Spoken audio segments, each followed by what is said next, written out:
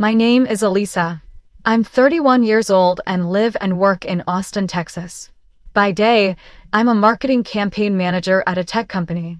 By night, I'm a woman counting down the hours to the most important day of my life, my wedding to the man I've loved for the past 7 years, Jordan, 32, a software engineer and the kindest man I've ever met. Everything had been planned to the last detail. Flowers from my favorite local shop, an intimate dinner with our closest friends, and the dress I ordered 6 months in advance. Jordan and I had saved for 2 years to make this ceremony happen. Something warm and genuine, held at a small countryside ranch just outside the city. No extravagance, no showing off, just one meaningful, beautiful day. And yet, everything nearly came undone because of one sentence from my mother. "Alyssa, I think you should cancel the wedding. Savannah is still heartbroken after the divorce. As her sister, you should be more considerate and not add to her pain." I remember standing frozen in the middle of the cafe, phone in hand, mocha spilling over the lid, but I felt nothing. Cancel the wedding? Because of my sister? If you're wondering who Savannah is, here's the context. She's my half-sister, 25 years old, living with my mother ever since I moved out at 18. She's the kind of person my mom always calls the poor, sensitive, fragile one, even though Savannah is usually the one stirring chaos wherever she goes. She had just finalized a divorce after a marriage that lasted exactly 58 days, and now, according to my mother, my happiness was somehow a threat to her emotional stability. I know how absurd that sounds. But my mother was dead serious. She wasn't asking me to delay the wedding. She wasn't hoping I'd show empathy. She was demanding that I cancel it altogether, and when I refused, everything began to spiral. I wish I could say it all ended with a single heated family argument. But no, my mother and sister turned my wedding into their battleground, and me. I had to do something no one thought I'd ever be cold enough to do. I crossed my mother and sister off the guest list. Because sometimes the only thing standing between you and madness is a closed door. And you know what the wildest part is? I don't regret it, not even a little. But if you think that was the end of the story, you have no idea what came next. I was born and raised in Austin, Texas. When I was 6, my parents divorced, a quiet separation, but cold enough to make my mom pack up and start a new chapter. And that chapter was named Dale, the man she met while working as an accountant for a small real estate firm. Dale was the kind of man who talked too much, laughed too loudly, and was dangerously lenient. He had much. The only thing he ever really succeeded at was leaving my mother with a child, Savannah, born when I was 7. From that moment on, my mother's world shrank down to just 2 things, Dale and Savannah. I became a shadow in my own home. And Savannah, she was the baby girl, the precious gem, the bright note in my mother's gloomy life. I remember the time I got a perfect score on an 8th grade math test. My mom glanced at it and said, "That's fine, but you should work on your expressions. Your smile looks a bit forced." Meanwhile, all Savannah had to do was yawn on stage during her kindergarten ballet recital, and my mother wept like she was witnessing an angel descend from heaven. When I was 16, I asked to get a part-time job at a small bookstore near school so I could save up for a second-hand laptop. When Savannah turned 16, my mother bought her a brand new iPhone, because she might get bullied if she doesn't have what other kids have. It was always the same formula. I figured things out for myself. Savannah had things figured out for her. I learned to survive in that household by quietly picking myself up every time I was overlooked. I studied hard, earned a scholarship to college, lived in the dorms, worked part-time in a research lab, and eventually landed a job offer from a pretty well-known tech startup. I rented my first apartment by myself. No one helped me. And Savannah. She dropped out of college after 1 semester because the professors weren't inspiring. She tried being a TikToker, then a barista, then a nail salon assistant. Nothing lasted more than 3 months. Her current situation? Still living with my mom, eating breakfasts mom cooks for her, and spending her days rediscovering herself. Her love life was as chaotic as her career path. Savannah changed boyfriends as often as she changed nail color. And every breakup sent my mother into emotional collapse, as if the world was ending. They'd sit in the kitchen crying together, hugging and sobbing, while I'd quietly refill my water bottle and slip out like I was invisible.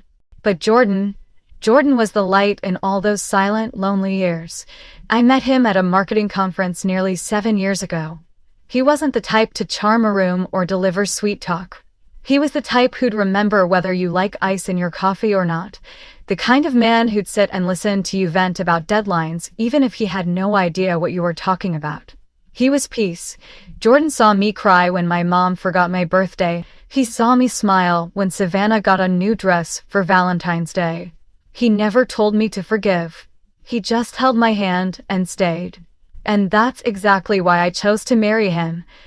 But life is never easy for those who know how to love, especially when you grow up in a family where other people's misfortunes are always more important than your own joy.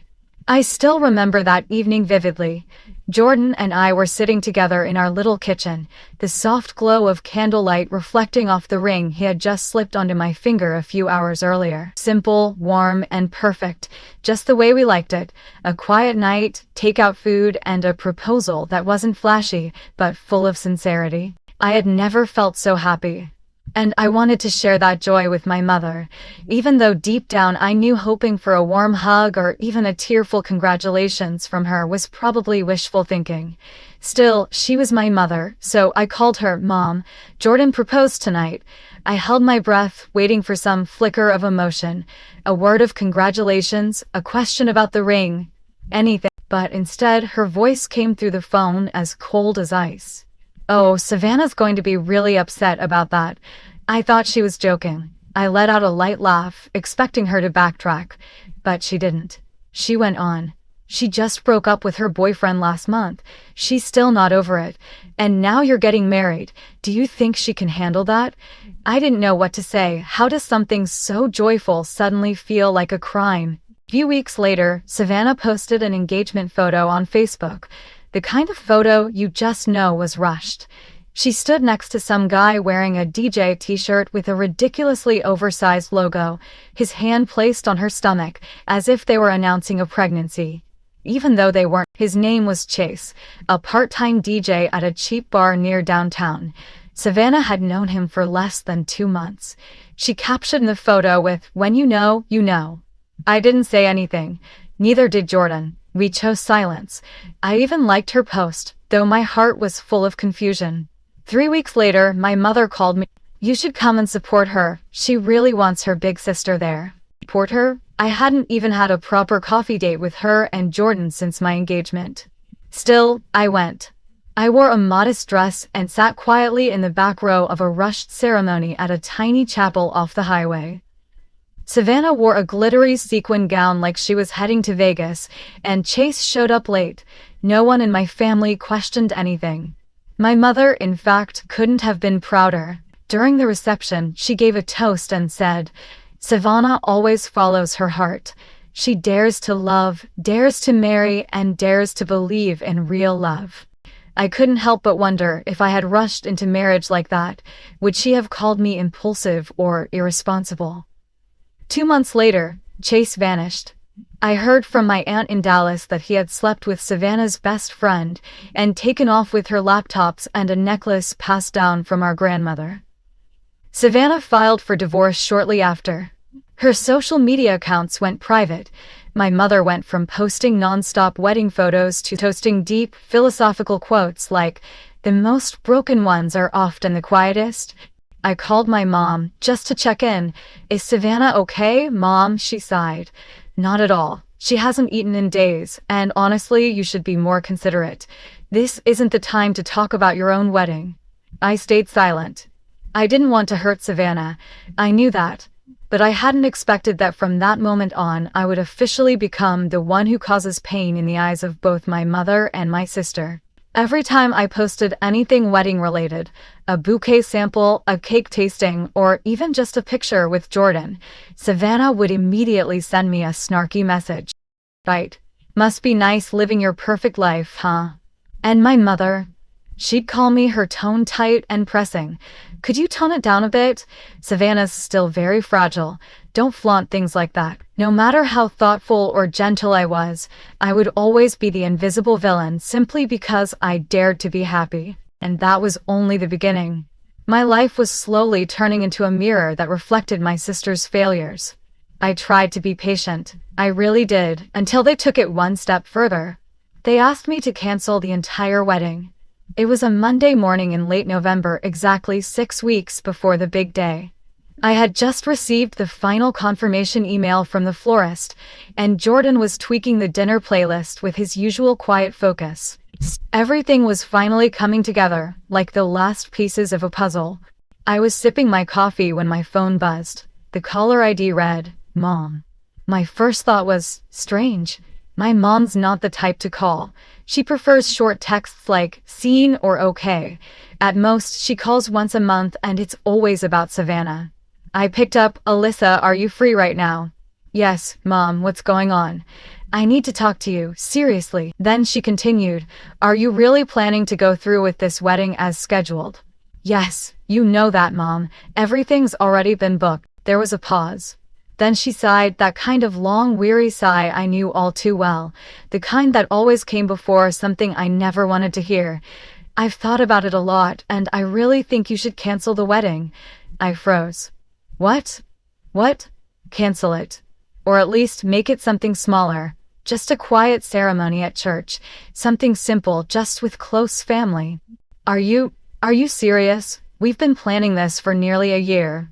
Everything's already paid for, deposits, invitations, the guest accommodations, even the menu. I know. But Savannah, she can't handle it anymore. Every time she hears about the wedding, she cries all night. She feels abandoned. She's still healing, Alyssa.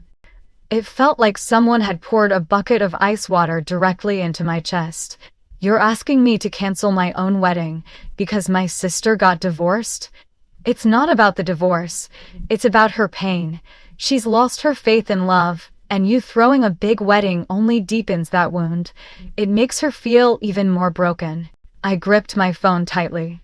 Mom, I've already held my tongue through so much. I didn't say a word when Savannah married a guy she barely knew. I didn't judge her when she got divorced.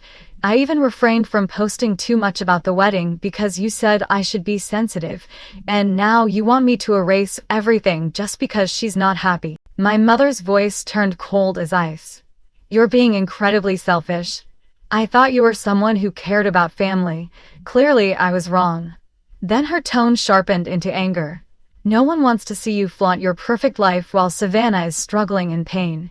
If you truly loved your sister, you would postpone it, or keep it simple. There's no need for a big show. I hung up. My hands were trembling, my heart pounding. I told Jordan what happened, and he just looked at me silent. After a while, he finally said, "You don't have to take this anymore. This is your day, not theirs." But it didn't stop there. That night, I got a text from Savannah. "January, really? Did you pick that month just to remind me I got divorced? Must be nice living the life people only dream of. I guess some people are just born lucky." I didn't respond, but every message felt like a needle piercing straight into my chest. And then came the family wave. My youngest aunt texted, "You should try to understand your mom.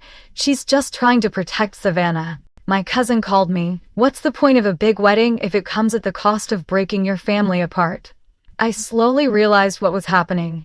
Lines were being drawn, sides were being chosen, and I was the one standing alone. Me, the one who had never asked for anything, who'd taken care of herself since she was 18, was now being called selfish, cold, and lacking empathy, all because I didn't want my wedding to become someone else's emotional funeral. And the worst part? My own mother was leading the charge. In the weeks that followed, it felt like I'd fallen into some alternate dimension where every single thing I did, no matter how small, was twisted into evidence that I was cruel, heartless, and had abandoned my family. My mother started spreading stories among relatives that I was choosing a man over blood. She called my aunt in Houston and told her I had gotten a little success and forgotten who raised me. She texted my cousin, whom I hadn't spoken to in over 3 years, saying I'd been brainwashed by Jordan. One day, I even got an email from a distant cousin, the kind who never even liked a single one of my posts. Alyssa, I don't know exactly what's going on, but if you could just humble yourself a bit for the sake of family, you should. Blood is still blood. Blood? I broke down crying the moment I read that line. I didn't want to be anyone's enemy. I just wanted to be happy at my own wedding without having to ask permission to feel joy. Jordan saw everything. He quietly reprinted our guest list and asked if I wanted to temporarily cross out the neutral ones to ease the stress. We went name by name, and each one felt like another little knife carving into my chest. I felt like I was becoming someone else. The woman who once joyfully planned every detail was now waking up with guilt for daring to smile. The woman who once confidently wrote vows of love was now second-guessing every period and exclamation mark for fear it might be seen as showing off. And then it happened. That night, Jordan was sitting in the living room working. I was in the kitchen making tea. His phone buzzed and I heard him sigh, softly but enough to catch my attention. I walked over. "Who is it?" "Savannah," he said. I froze. He handed me the phone. The first message read, "Jordan, I know I'm probably the last person you want to hear from, but I feel like you're the only one who actually understands me. I know you see what Alyssa's doing is a bit much. I'm not trying to cause problems. I just needed to talk to someone who won't judge me." I looked at Jordan. He was eerily calm. "There's more," he said, and scrolled down. The next message. "Sometimes I wonder if things would have been different if you'd met me before her. Anyway, thank you for always being kind. Just know that I really do care about you." I let the phone drop into my hands. I could barely stand. Everything around me felt like it was crumbling. It wasn't just a violation of my relationship. It was the shameless cruelty of someone who had always been shielded under the excuse of she's hurting. I felt humiliated, or furious, devastated, and more than anything, Jordan wrapped his arms around me and said softly, "I've never encouraged anything, and I will never reply to her. But I thought you needed to see this, so you know you're not crazy." I broke down in tears. But this time, they weren't weak tears. This time, my tears were a farewell to the last illusions I held about family by blood. I wiped my eyes, looked him straight in the face, and said, think it's time I do what I should have done a long time ago." After reading Savannah's last message, I didn't cry anymore. I wasn't afraid of being judged. I wasn't worried about some relative saying I was too harsh or that I should show more grace to my family. I just felt calm. Strangely calm, like when you're thrown to the bottom of a storm and you finally find something solid to stand on. I sat down at the table, opened my laptop, and started a new email. The subject line was the first thing I wrote. Subject: regarding the wedding final decision, I kept it short. No emotion, no circling around the point. To Mom and Savannah. After everything that's been said and done, including the pressure to cancel the wedding, the spreading of false narratives, and most recently, the inappropriate messages sent to my fiancé, I've thought long and hard. This is my final decision. You will not be attending my and Jordan's wedding. For full transparency, I've attached screenshots of the messages Savannah sent to Jordan. These clearly explain why I cannot allow either of you to be present on the most important day of my life. I paused for a moment, my hands still resting on the keyboard. A small part of me felt sorrow not because I wanted them there, but because I once hoped my mother would love me enough to choose my side, at least once in her life. Then I typed the final lines. This email is not written to spark debate, nor to seek understanding. It is to inform, and this time, I will not take it back. I hit send. Less than 15 minutes later, I got a reply from my mother. 2 pages long, filled with the same old lines I knew by heart. "Can't believe you'd be this heartless. You've chosen a lonely path for yourself. If your father were alive, he would be deeply disappointed in you."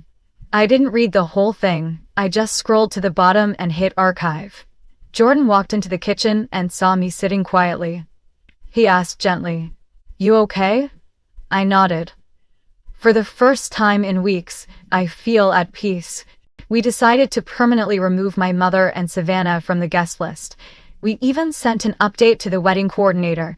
These two individuals are not permitted on the property during the ceremony. I thought I'd break down, but the miracle was the clearer I drew the boundary, the lighter I felt. That's when I started receiving different kinds of messages. From Aunt Carol, my dad's younger sister, Alyssa, I know this hasn't been easy. But you were right to protect yourself. If your father were alive, he would be proud. From Maya, my best friend from college. Finally, the steel girl I always admired is back. You don't need the whole world to love you. You just need the right person to stand beside you. Even my former stepdad, Dale, who divorced my mom years ago, reached out. I'm not defending your mom, but I want you to know Savannah never learned what boundaries are. You did the right thing. Those words didn't erase everything, but they were like little candles, slowly lighting up the dark corners my mother and Savannah had left inside me. One evening, Jordan and I were going over the seating chart again. I looked at the empty spaces and asked softly, "Do you feel sad that our wedding has to begin with wounds like these?" Jordan smiled and squeezed my hand. Not at all. Because this is your wedding, not their performance, and the person you chose to stand with you at the altar is me, not them. I looked at him, and suddenly I realized I was no longer the girl who always swallowed her pain. I was someone who finally knew she deserved to be loved fully, and without condition. The wedding day arrived, a crisp, clear morning in hill country. The sun wasn't too harsh. The sky was so blue you could see lazy white clouds drifting like thoughts unspoken. I stood in front of the mirror inside the little wooden bridal cabin prepared by the venue. My dress was on, hair done, bouquet resting quietly on the table. Jordan was on the other side of the garden, getting ready for our first look. I wasn't shaking. I wasn't nervous. I just felt at peace. All the old wounds, the sleepless nights, the biting texts, the soul-crushing phone calls, they all seemed to dissolve in that morning sunlight. I smiled at myself in the mirror when Amanda, my maid of honor and best friend for life, burst through the door. Her face pale. "Alyssa, we've got a situation. They're here." She turned around. "Who?" Amanda swallowed hard. "Your mom and Savannah. They're at the front gate, screaming, like actually screaming. It's insane." I sat down, placed my hands on my lap. That peace I'd felt just moments ago turned into a sharp chill down my spine. But I didn't crumble. I asked calmly, "Where's security?" "They're holding them back at the parking lot, not letting them in, but they're loud." Closed my eyes for a second, took a deep breath, then said firmly, "No one goes out there. No one opens that gate. They weren't invited, and they do not get to ruin this day." Amanda nodded and rushed out to inform the staff to tighten security. I turned back to the mirror, adjusted a strand of hair, then walked outside, straight toward the garden where Jordan was waiting. When he turned and saw me, his eyes lit up. He didn't ask my hand and said, and I knew that was all that mattered. But outside, the drama wasn't done. As we exchanged vows, shouts echoed from beyond the small patch of woods near the parking lot. You couldn't make out every word, but they were loud enough to stir whispers among the guests. Some people turned their heads. A few leaned toward each other, murmuring. It wasn't until later that I learned exactly what was said. "Alyssa, you're brainwashed." "Savannah, you'll regret this when you realize who your real family is." My mom again. "Open the gate. This is all your fault, all of you." Savannah, nearly screaming, but in that moment, I didn't turn around. I didn't need to, because I knew everyone had seen who they truly were. That evening, during the reception, several guests came up to me. Some shook my hand, others looked me in the eye and said, "You did the right thing. We heard the screaming. After today, no one's buying their little act anymore." Honestly, I always felt something was off about Savannah. Congratulations, not just for marrying Jordan, but for choosing yourself. Aunt Carol, who had quietly supported me from afar this whole time, came up in the middle of the reception, placed her hand on my shoulder, and said, "After today, no one can ever call you selfish again. You didn't break your family, you just saved yourself from a toxic nest." I hugged Aunt Carol, and for the first time in years, I felt what it was like to be called daughter without judgment attached. And Jordan? He just smiled and whispered in my ear, "Told you, this is our wedding. No one else gets to perform on this stage but you." I smiled back, and for the first time, that smile didn't come with guilt. After the wedding, I thought it was all behind us.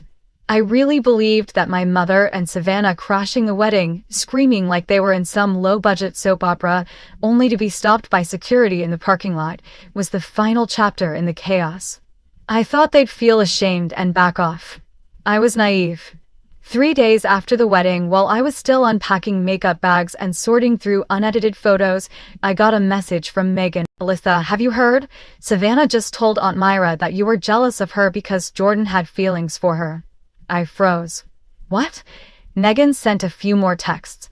"She's telling everyone that Jordan confessed to her first and that you're only marrying him to save face. You should know. She's flipping the script, and people who don't know the full story are starting to believe her." I didn't get angry. It was clear. Because by now I fully understood the kind of person Savannah was. A professional victim. A chronic liar. And the main character of a story she wrote for herself. I decided I wouldn't stay silent anymore.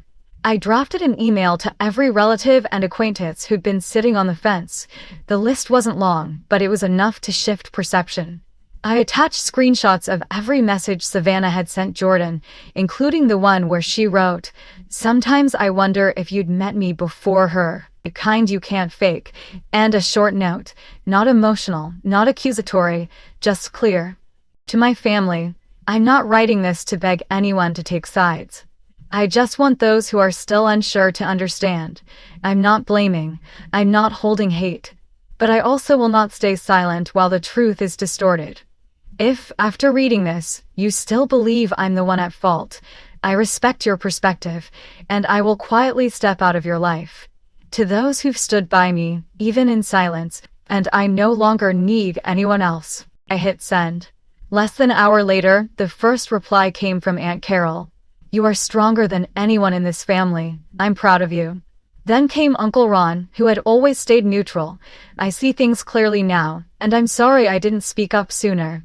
Even Aunt Myra, the very person Savannah used to spread her lies, for the first time in months, the silence wasn't my enemy. It was a sign that those who once doubted were finally starting to understand. As for my mother, she never replied. No apology, not a single line of explanation. I assume she's busy defending Savannah, but it doesn't matter anymore. Jordan and I sat down together, pulled up our contact list, and blocked every number, email, and social media account connected to my mother and Savannah. Not out of hate, but because I no longer owe them a place in my life. I'm no longer the daughter pretending to be strong at family dinners, no longer the sister quietly carrying the weight of jealousy disguised as sensitive pain. I am a woman who just married a kind man and chose herself after years of being treated like she didn't matter. And for the first time in my life, I didn't ask anyone's permission to live how I want. A week after the wedding, I got a phone call from Megan once again, our family's most honest broadcast station. "You won't believe this," she said. "Her mom kicked her out of the house." I nearly dropped my phone. "What?" Megan retold everything like she was narrating a dramatic TV scene. Ever since being turned away at the wedding, Savannah had been sulking around the house moody, bitter, and blaming the whole world.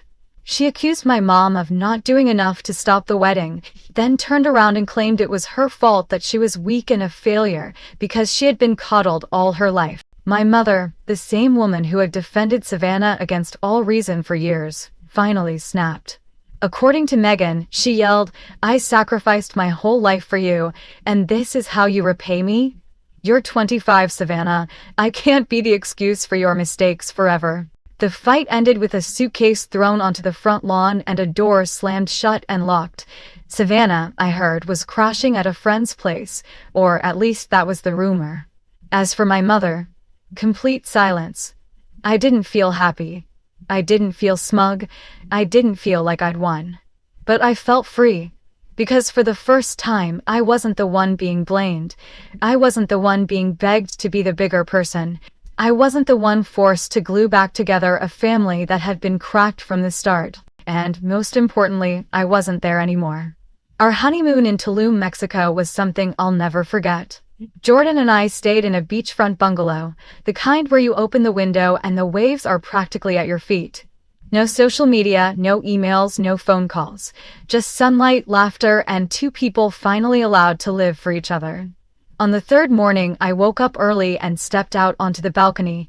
Jordan was already there, holding a cup of coffee, the sunrise casting a soft glow over his face. I sat beside him and rested my head on his shoulder. He turned to me and whispered, "No more noise, just us. How do you feel?" I looked toward the sun and smiled. I feel like I finally own my life, not because I got married, but because I finally chose myself. I stopped trying to be the understanding daughter. Stopped trying to win over people who only knew how to love with conditions. Stopped being afraid that putting my own happiness first made me selfish. For the first time, I felt free. And you know what? There's nothing in this world more valuable than that kind of freedom. If you're going through something similar, please remember this. You are not alone. You are not wrong. And you deserve to be happy fully and without asking anyone's permission. Thank you for staying with me through the very end of this story. If you saw yourself in any part of it, or if you're ready to speak up for yourself, leave a comment below. I read every one, and you will not be judged here. Don't forget to like this video, share it with someone who needs a wake-up call, and hit subscribe so you don't miss more real stories. Raw, powerful, and deeply human, just like this.